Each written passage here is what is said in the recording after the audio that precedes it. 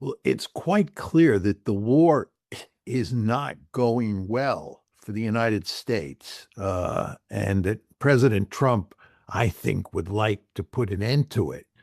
Uh, and the problem that he faces is he can't find an off ramp.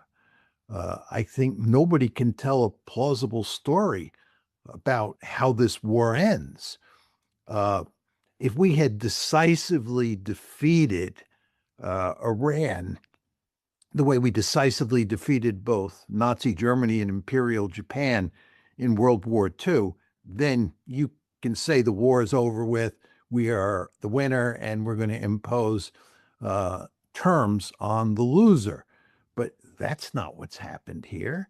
They haven't won anything approximating a decisive victory.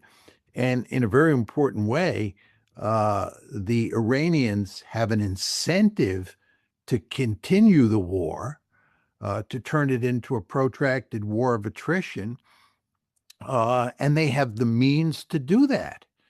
So the question then is, how does President Trump get Iran to agree to settle this war?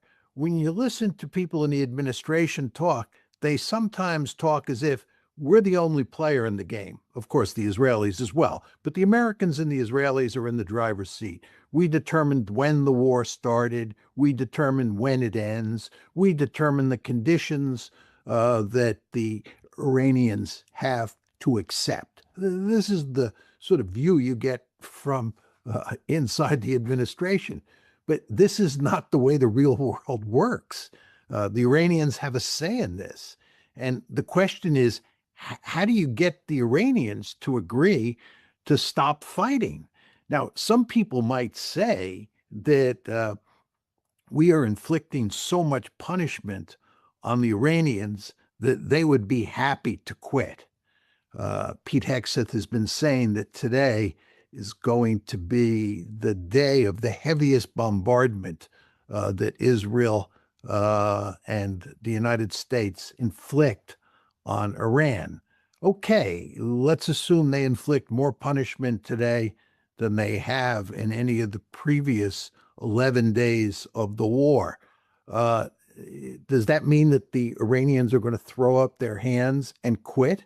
I hardly think that's the case. I think that Iran has prepared itself to accept massive punishment by the United States and Israel. So we can dish it out, but the Iranians are not going to throw their hands up. And in fact, what the Iranians are going to do is they're going to up the ante from their side. As we go up the escalation ladder, they'll go up the escalation ladder.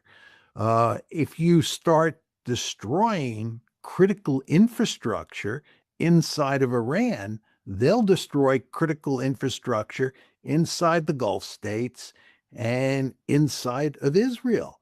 And they can do it. They have lots of ballistic missiles, they have lots of drones.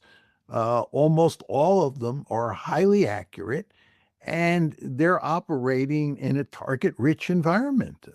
It's not like they can't find targets to hit. They can hit vulnerable and important economic and strategic targets with relative ease.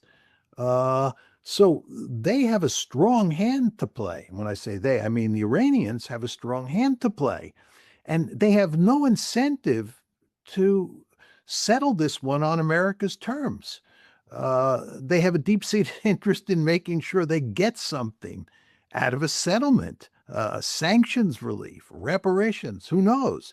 But they're going to drive a hard bargain because the more time goes by, the more desperate we are going to be to settle this one. So all of this is to say, I don't see what the off ramp is at this point in time for President Trump. I hope I'm wrong. I hope I'm missing something and the war can just be shut down. But nobody's been able to tell me a plausible story as to how you bring this thing to an end anytime soon. I would just say one final point, Glenn. I think if the effects on the international economy are significant. It looks like we're heading off a cliff, and that is possible.